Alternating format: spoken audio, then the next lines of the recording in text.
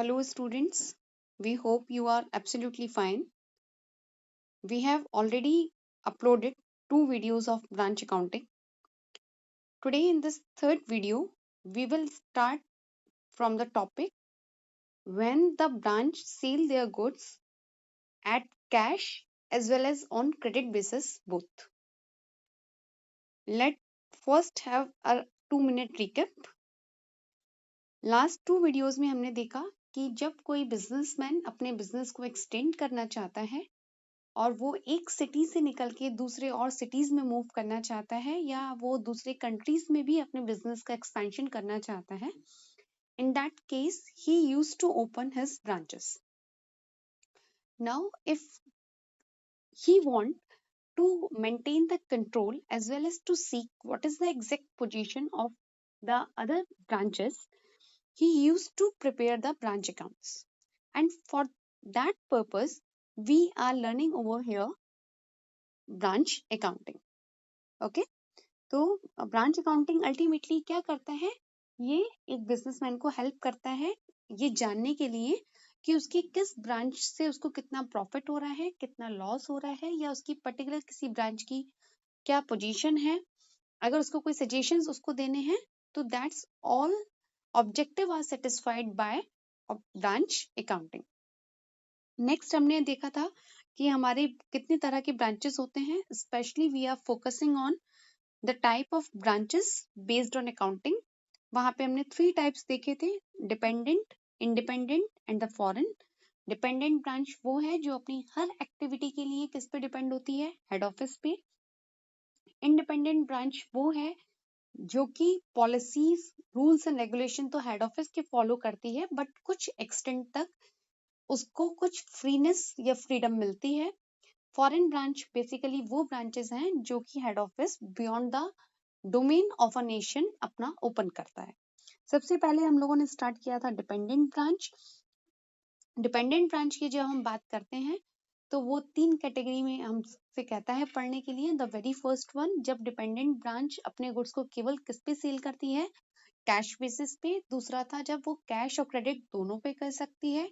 और थर्ड एक कैटेगरी थी जबकि ब्रांच को हेड ऑफिस गुड्स ट्रांसफर करता है इनवॉइस प्राइस. एक बात यहाँ पे ध्यान रखिएगा कि हेड ऑफिस ब्रांच को गुड्स दो तरीके से ट्रांसफर कर सकता है.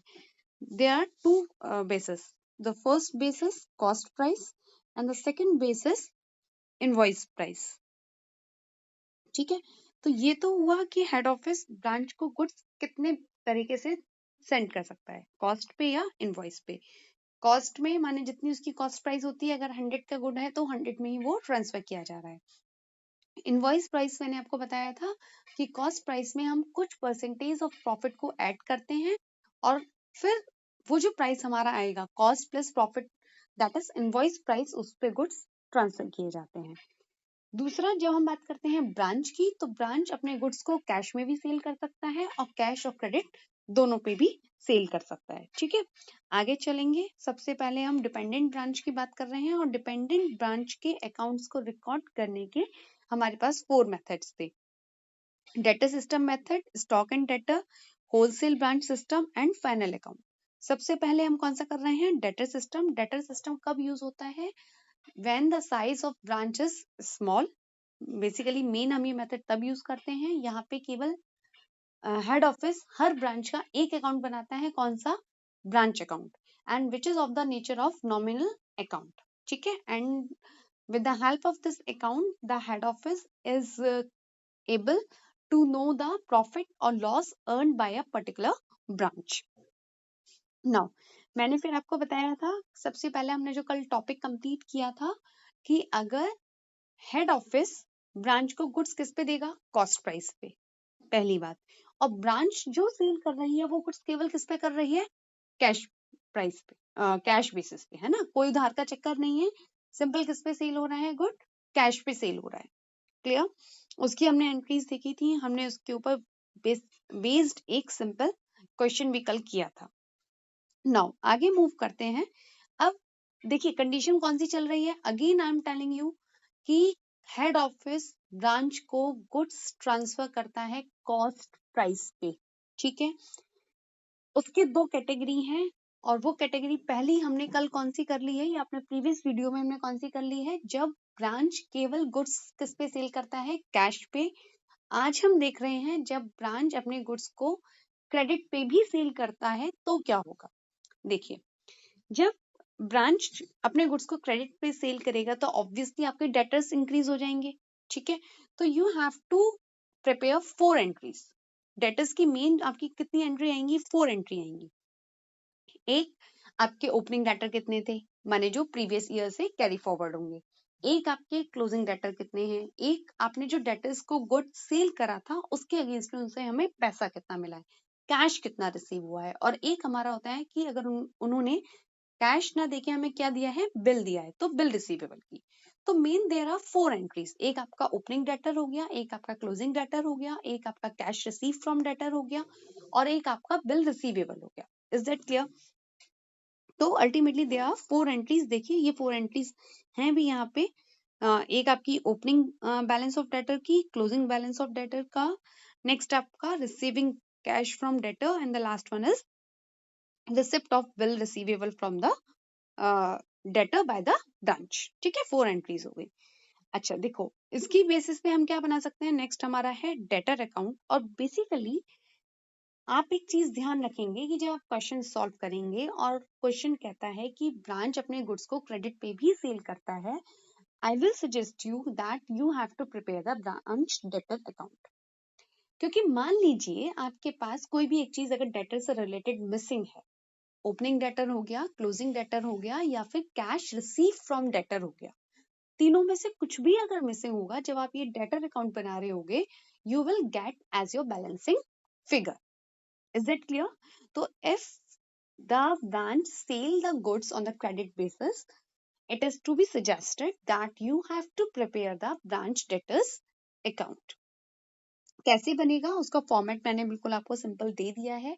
डेटर्स अकाउंट पहले भी आपने बनाया है, आई डोंट थिंक कि वहां पे आपको कोई प्रॉब्लम होनी चाहिए। और वो आपसे हेडिंग में भी कहता है कि इफ द ओपनिंग और closing balance of debtors or cash collected from the debtors has not been given, it will be found out by preparing branch debtors account. अगर तीनों में से कुछ भी मिसिंग है तो हम वो कैसे फाइंड आउट कर लेंगे, ब्रांच डेटर्स अकाउंट बना के। It's very simple. It means कि अभी आप कौन सा टाइप कर रहे हो, हेड ऑफिस ब्रांच को गुड्स ट्रांसफर करता है किस पे, कॉस्ट पे। फिर आपने पढ़ा कि ब्रांच किस पे गुड्स सेल करता है, या तो कैश पे या कैश और क्रेडिट दोनों पे। तो कैश और क्रेडिट दोनों पे करता है, तो जितनी एंट्रीज आपने पीछे बनाई है, what ever I have told you last time, उसके साथ ये जो 4 एंट्रीज हैं, ये 4 एक्स्ट्रा एंट्री होगी। इट डजंट मीन कि केवल ये 4 एंट्रीज बनेंगी, है ना। तो वो एंट्रीज तो बनेंगी ही बनेंगी, as well as these 4 entries are also to be included if the branch sells goods on credit basis. Is that clear? Now, तो हमारा एक टॉपिक यहाँ पे कंप्लीट होता है, कौन सा वाला, I will just repeat it again.